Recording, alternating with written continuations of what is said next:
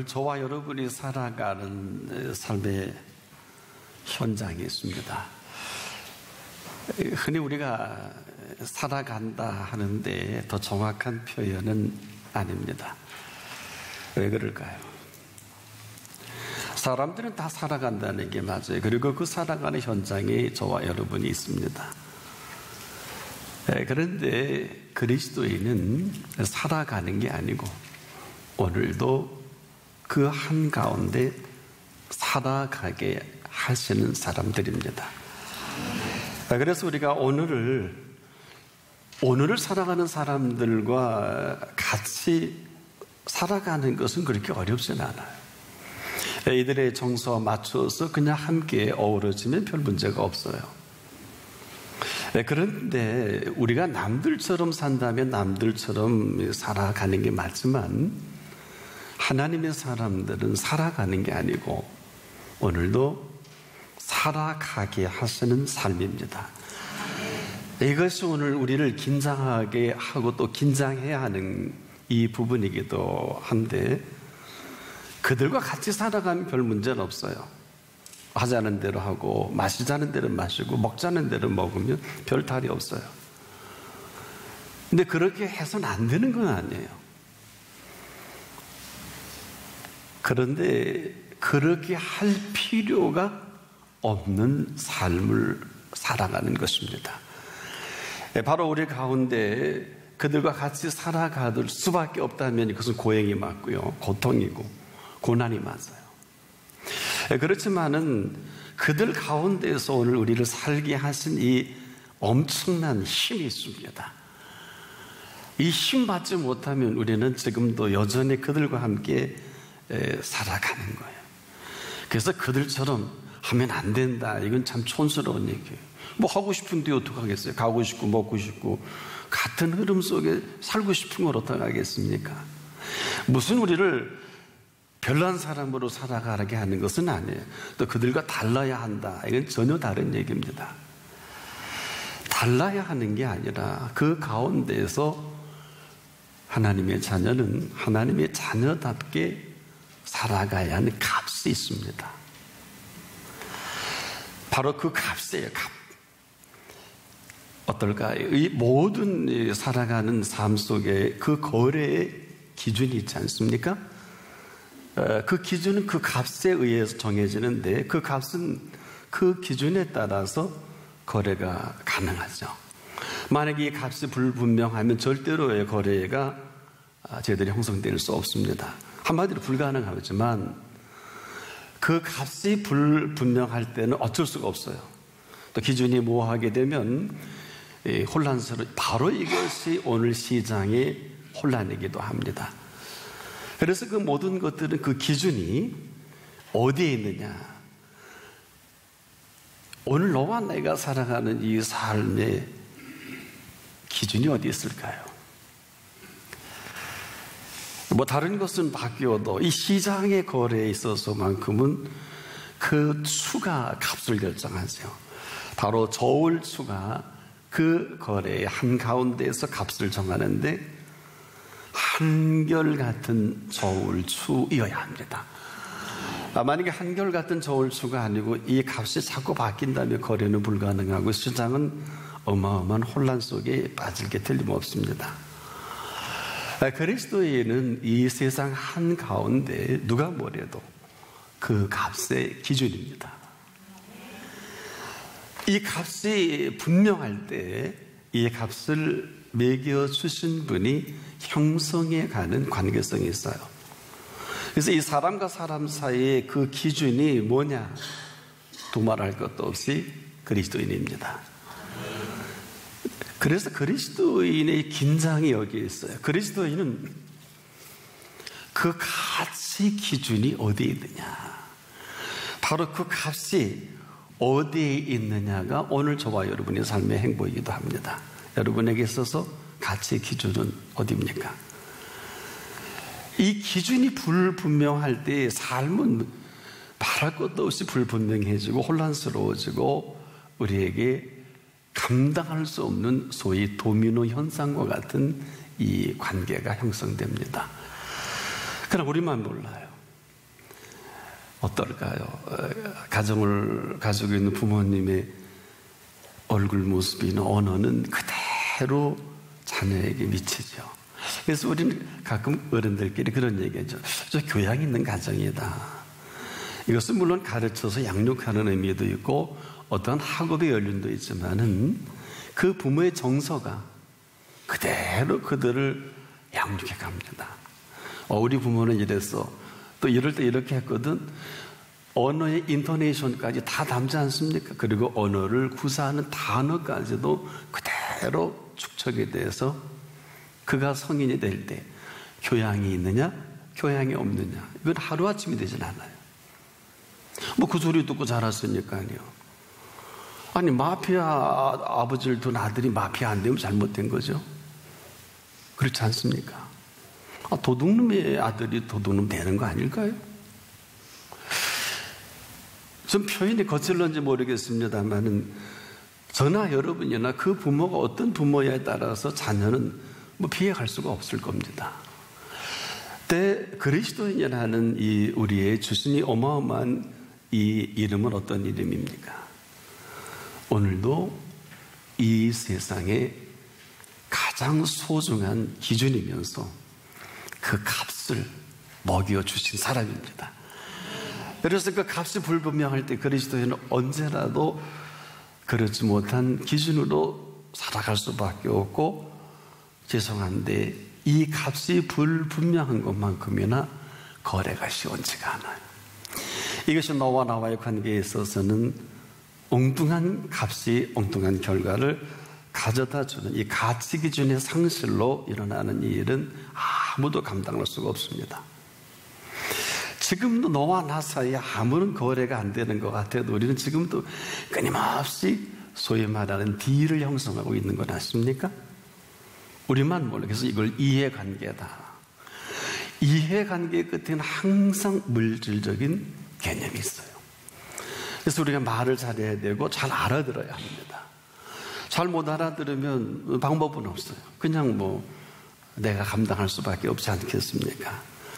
너와 나 사이에도 그 기준의 가치가 어디에 있느냐에 따라서 형성되는 관계의 축이 전혀 다른 모습으로 흘러가는 것을 발견하게 되거든요. 근데 그리스도인은 어떨까요? 누가 뭘 해도 그리스도인은 너와 나 사이의 축입니다. 그리고 기준입니다. 그런데 여기 심각함이 있어요. 그리스도인은 지금도 자꾸 무엇을 해야 되는 줄 알지만 어림도 없어요. 그리스도인은 뭘 하는 사람이 아니에요. 여기 우리의 긴장이 있습니다. 그리스도인은 지금도 무엇을 하는 사람이 아니라 바로 그 가치관 자체가 그대로 그 사람의 방향이면서 또 다른 사람에게 메시지가 되고 바로 우리 모두를 향한 하나님의 뜻이기도 합니다. 그래서 한결같은 저울추와 가치라는 이 표현은 저울추가 값을 잃어버리면 더는 저울일 수 없듯이 그 값을 잃어버리지만 않는다면은 이 값을 정하는 분이 마음껏 그 추를 통해서 할 만한 일들을 행하신다. 그 값이 분명해야 합니다. 그래서 오늘도 이 값이 불분명한 이 한 가지 때문에 우리 시장에 혼란이 오고 너와 나와의 관계에 이 심각함이 있는 것이지, 지금 값이 그 분명하기만 하면 나머지 문제될 게 없어요. 다시 정리해보면 이런 거예요. 그리스도는 지금 자꾸 뭘 하는 게 아니에요. 많은 그리스도인들이 은혜를 받고 뭐 엄청난 하나님의 음성을 듣고 그러면 뭔가 자꾸 하려고 합니다. 아주 틀린 것은 아니지만 그리스도인은 지금도 무엇을 하기보다는 그 값을 제대로 가지고 있는 사람입니다.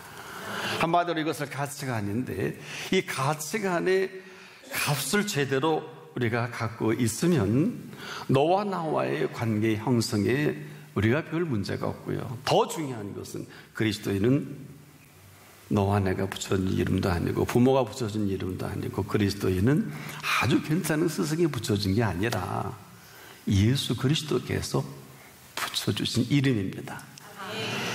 그렇다면 우리가 그리스도인으로 쓰임 받으려면 어떻게 해야 될까요? 선한 일 많이 하고 착한 일 많이 하고 정의롭고 뭐 다 괜찮은 얘기들입니다만은 그리스도인은 그런 것을 말하지 않아요. 이 그리스도인은 그 값이 분명할 때 그리스도인이라 이름해 주신 분이 마음껏 그 값을 기준으로 마음껏 쓰시는 것을 말합니다. 내가 무엇을 하는 게 아니라 이제는 내가 어떤 존재인가, 무엇을 하는 것이 아니라 무엇이어야 함을 우리가 나타내 보여야 돼요. 그래서 지금도 우리는 너는 누구냐라고 물을 때 여러분 답을 할 수 있어야 돼요. 여러분 누구십니까? 아마 하나같이 나 그리스도인입니다. 죄송한데 그랬으면 얼마나 고맙겠습니까? 정말 진정한 그리스도인은 그 값을 가지고 있어요? 이 값을 가지고 있으면 이 값을 가지고 있는 사람이 무엇을 하는 게 아니라 그리스도인이기 때문에 예수 그리스도께서 마음껏 일하시는 사람을 그리스도인이라고 합니다. 언제 어느 때라도 어떤 상황에서도 값이 바뀌면 안 돼요. 죄송한 얘기지만 그리스도인이다 말 함부로 했다 아니에요. 우리가 지금 가장 힘든 게 수많은 그리스도인들이 한 시간만 같이 얘기하다 보면 쓸 만한 말도 없고 그 이야기에 답변할 내용도 없어요. 말 함부로 막 합니다. 함부로 평가합니다. 아까도 말씀을 드린 대로 그리스도인이 아닌 사람과 똑같은 정서와 단어와 어떤 그 생각을 가지고 하고 싶은 대로 표현합니다. 뭐 부정적이고 소극적인 표현하는 게 아니에요. 때로는 부정할 건 부정해야죠. 그리고 물러설 건 물러설 줄도 알아야죠. 이런 개념이 아니라 지금도 한 10분, 1시간 얘기하면 정말 들을 수 없는 얘기를 막 합니다. 여러분 어때요? 기분 나빠. 이거 좋은 소리 아니거든요. 자, 그리스도인이 기분 나쁘면 그리스도인 아니에요. 아니 목사님 어떻게 단정을 하십니까? 그럼 제가 조건을 내드릴까요? 명령하셨어요? 항상 기뻐하라 그랬잖아요. 이건 제 얘기가 아니에요. 이게 허투루 지나갈 일이 아니에요. 이거 뭐 이래? 이거 뭐 있어 일하지 않아? 이거 뭐 이렇게 100개 대접 안 해? 맞는데 틀려요. 있는 자리에서 뭐 범사에 감사하라고 명령했잖아요. 보세요. 아멘도 지금 차이가 나요. 또 하나 물으면 더 차이 날 겁니다. 웃을 일이 아니에요. 그러면서 우리 그리스도인이래요. 더 심각한 것은요, 그리스도인 남의 칭찬을 받지 않습니까? 값이 달라져요. 또 칭찬을 듣고 대단하다 그러면 값이 자꾸 바뀌어져요. 이 값이 한번 매겨진 이후에 다시 본래의 값으로 돌아온다는 것은 다시 태어나는 것만큼은 힘들어요. 죄송하지만 수많은 그리스도인들이 하나님 앞에 쓰임 받는 사람들이 크게 드문 이유는 왜 그럴까요? 예수님이 쓰시고 싶어도 값이 워낙 요동하니까 쓸 수가 없어요. 조금 유명해지고 이름이 높아가기 시작하면 그 값에 움직입니다. 안 그래요? 우리가 여러 분야 여러 모습에 강사료 조금 더 준다고 해보십시오. 이 값은 내게 주신 값하고 전혀 다른 값으로 바뀌어지기 시작하면서 다시 제자리로 돌아온다는 것은 다시 태어나는 것만큼이나 어려워요. 아닐 것 같지만 그래서 우리가 내가 하고 싶은 대로 내가 원하는 대로 그림도 그리고 곡도 만들고 연주도 할 수 있어요. 그렇지 않습니까? 지금 하나님 없어도 지금 전 세계에 지금 할리우드 진출해서 또 미국 시장에 우리 K-팝이 진출해서 뭐 지금 막 순위도 올라가고 그러지 않습니까? 하나님과 관계없어요. 뭐 요만큼도 하나님을 찬양한다는 얘기 없습니다. 하고 싶은 대로 하는 거예요. 그리스도인은 지금도 내가 무엇을 해야 하는 것이 아니고 하고 싶은 대로 하는 사람을 말하는 것도 아니고 그리스도인은 그냥 그 그리스도인으로서 그 값을 가지고 있으면 되는 것입니다. 혹시 그리스도인이 쓰임받고 싶으신가요? 정말 그리스도에 쓰임받고 싶으세요? 그러면 그리스도인이면 됩니다. 그리스도인이 그리스도인으로 쓰임받을 그 타이밍을 누가 제일 먼저 아느냐? 예수님이 먼저 아십니다. 우리가 꼭 잊지 말아야 할 것은 아브라함이요, 내 본토 친척 아버지 집을 떠나 내가 네게 지시할 땅으로 가라 할 때 그는 유일하게 그만 순종합니다. 많은 사람들에게 얘기했는데요, 그 아브라함만 그 우르 지역에서 그 음성을 듣는단 말이에요. 충격이죠. 그리고 나서 음성을 듣고 나서 아브라함이 그 음성에 순종한 이후에 아브라함의 스케줄은 없어요. 근데 우린 지금도 순종하면서 이 보상심리로 뭔가 내가 했으니까 하나님이 뭘 해주시고, 순종하니까 복을 받아야 되고, 순종하니까 나를 대접을 해줘야 되고, 순종하니까 어마어마한 뜻이 이루어질 거다 꿈깼어요. 아브라함의 행보는 순종 이후에 아브라함의 스케줄은 없어요. 인류 역사의 가장 큰 실수 몇 가지 중에 창세기 12장을 보면 그가 기근이 든다고 해서 그 지시한 땅에서 제 마음대로 애굽으로 가잖아요. 모든 그 언약 신학자들의 같은 견해입니다. 이것이 430년 동안 이스라엘 백성이 애굽의 종살이의 시작이다. 아브라함은 몰라요. 지금도 여러분들이 고역을 하는데 쉽게 하지 않습니까? 아무도 몰라요. 우리가 예수 믿는다는 게 그렇게 어려운 게 아닌데, 지금도 보세요. 그리스도인으로서 얼마나 우리 마음대로 사용자지합니까? 순종이 얼마나 위대한 단어입니까? 인류 역사를 바꾸고 이 순종 하나로 사울왕이 폐위가 되고 순종 하나로 다윗이 왕이 오른 어마어마한 교차예요. 지금 이 순간에도 마찬가지예요. 오늘도 하나님이 우리 가운데 불꽃 같은 눈동자를 지켜보고 계시는 시간입니다. 지난 시간은 전 잘 몰라요. 하나님도 묻진 않으실 거예요. 순종이 뭘까요? 아브라함의 순종 이후에 자기의 스케줄이 없듯이 순종으로 살아가길 원하는 사람은 오늘도 이 순종이 이끌어가는 삶을 살아가는 것뿐이란 말입니다. 때문에 우리가 그리스도인은 정말 그리스도인으로 살아가길 원한다면 예수 그리스도 앞에서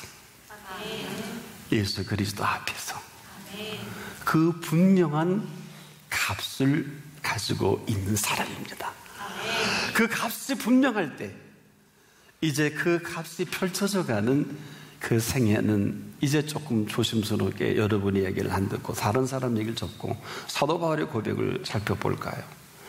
우리가 사도 바울의 고백을 함부로 봐서는 안 되는 것은요, 이분이 이제 이런 표현합니다. 내가 그리스도와 함께 십자가에 못 박혔나니 그런즉 이제는 내가 산 것이 아니요 오직 내 안에 그리스도께서 사신 것이다. 이제 내가 육체 가운데 사는 것은 어떨까요? 나를 사랑하사 나를 위하여 그랬어요. 나를 사랑하사 나를 위하여 자기 몸을 버리신 하나님의 아들을 믿는 믿음 안에서 사는 것이다. 믿음 안에서.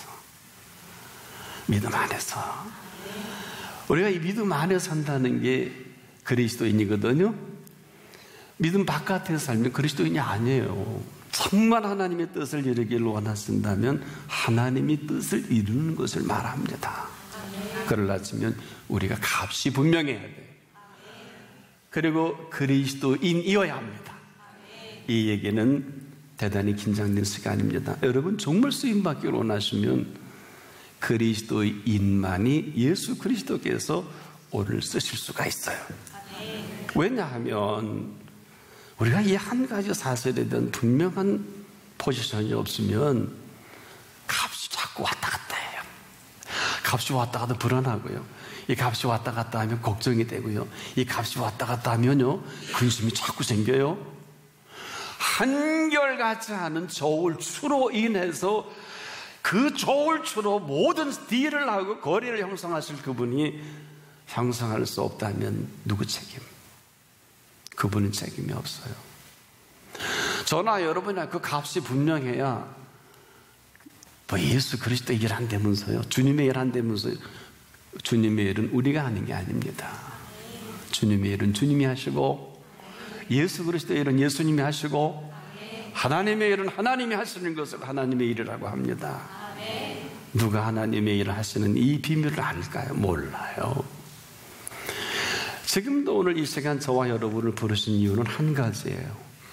창세 이래로 이 어마어마한 값을 매겨주시기 위해서 오늘 이 시간 저와 여러분을 부르신 걸 아십니까? 무슨 얘기일까요? 한결같은 저울주가 그 값인 것처럼 그리스도인에게 있어서 그 값은 예수의 피값입니다. 그 예수의 피값만큼이나 하나님의 모든 보좌의 계획이 여기에 집약이 되어 있어요. 그 피값 때문에, 예수의 피값이 어마어마합니까? 이 피값으로 인해서 살아가는 이 사람을 세상이 어떻게 감당할 수 있을까요? 이 피값 때문이라도 하늘나라의 모든 구성원과 모든 조직과 하나님의 모든 것을 거기에 집약시킨단 말이에요. 예수 그리스도의 피값은 자기 아들을 아끼지 아니하시고 우리 모든 사람을 위하여 내어주시니까 어찌 그 아들과 함께 모든 것을 우리에게 은사로 주시지 아니하겠느냐. 자기 아들을 아끼지 아니하시고 우리 모든 사람을 위하여 내어주신 그 값입니다. 이 내어주신 값만큼이나 어찌 그 아들과 함께 모든 것을 은사로 주지 아니하시겠느냐, 이렇게 물어요. 그래서 지금도 우리는 여기에 답을 해야 합니다. 하나님의 은사와 부르시는 후회함이 없어요. 이 은사는 바로 피값입니다. 이 피값으로 우리에게 허락하셔서 언제 어느 때나 어느 순간이라도 이 피값에 의지해서 살아가는 사람이 그리스도인이에요. 어느 때 어느 곳을 가든지 그리스도인은 그리스도인입니다. 무슨 얘기일까요? 언제나 어느 때나 어느 순간이라도 그분은 나를 잊지 않고 계시고 그곳에서 그리스도인으로서의 예수 그리스도께서 예수 그리스도이시고 싶어 하십니다. 왜? 그 값을 지불해 주셨기 때문에. 오늘 우리를 이렇게 불러주신 이 부르심에는 그 값을 지불하신 값만큼이나 저와 여러분이 오늘을 살아가기를 원하신단 말이에요. 한결같은 은혜 속에 불안이 어디 있어요? 점검하라고. 한결같은 은혜 속에 걱정이 어디 있어요?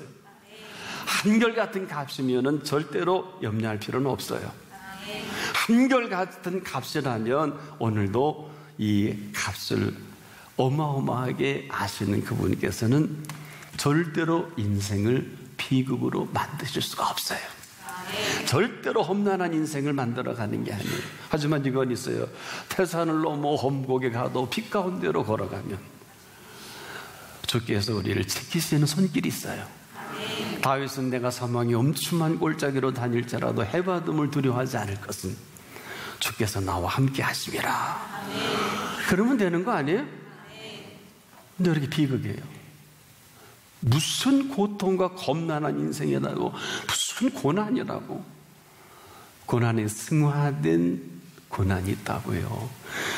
아무리 감당할 수 없는 고난이라도 저나 여러분에게 감당할 수 없는 고난을 허락지 않으십니다. 감당할 힘을 주십니다. 그 값입니다. 값이 불분명하면 이 은총을 우리가 힘입을 수가 없어요. 그럼에도 오늘도 이렇게 부르십니다. 아직도 정리가 안 됐습니까? 수고하고 무거운 짐진 자들아 다 내게로 오라. 누가 이렇게 부를 수 있을까요? 책임져야 되잖아요. 아까 제가 순종이라는 표현했지요. 수고하고 무거운 짐진 자들아 다 내게로 오라. 어떻게? 내가 너희를 쉬게 하리라. 무슨 얘기일까요? 지금도 예수님이 원하시는 우리의 모습은 바로 이 자리입니다. 무슨 자리일까요? 오늘 생을 마감해도 원간이 없어야 됩니다. 오늘 생을 마감해도 여러분 가장 행복한 분이어야 합니다. 저나 여러분의 이 값을 매겨주신 그분은요, 놀라지 마세요. 저 백악관이나 청와대 관심 없어. 국회도 관심 없어. 저기 법원이 어떻고, 아니, 여기에 여기. 오늘 내 백성을 내가 영혼육과 지성과 감성과 의지를 어떻게 새롭게 할까? 여러분보다 더 잘하셔서. 야, 아직도 무엇을 먹을까 마실까 입을까 염려하냐? 이건 다 이방인들은 그렇게 하는 게 맞다. 하지만 너에게는 내가 있어야 할 줄 알고 그분이 있어야 할 줄 아신다. 너 오늘 잘 들어라. 그리고 그렇게 말씀하셨지 않습니까? 너가 꼭 할 일 한 가지만 해라. 뭘까? 먼저 그의 나라와 그의 의의를 구하거라. 그리하면 이 모든 것을 더해주겠다. 그분은 미국 대통령도 우리나라 대통령도 우리나라 전 세계 재벌도 아니고 만왕의 왕이시고 지금도 창조주가 되셔서 인간의 생사화복과 흥망성쇠를 마음대로 주도하시는 그분이 있어야 할 줄 아신다 그랬어요. 아니, 모든 것을 더하시겠다 그랬어요. 이 자리가 그런 자리예요. 혹시 평생을 믿어도 이런 음성이나 이런 확신이 없으면 아무것도 아니에요. 예수님과는 관계없을 거예요. 하나님의 일은요, 비전이고 앞으로 어마어마한 계획을 하는 게 아니라 하나님의 일은 하나님이 하십니다. 조건이 있어요. 그 값이 분명한 그리스도인만 되십시오.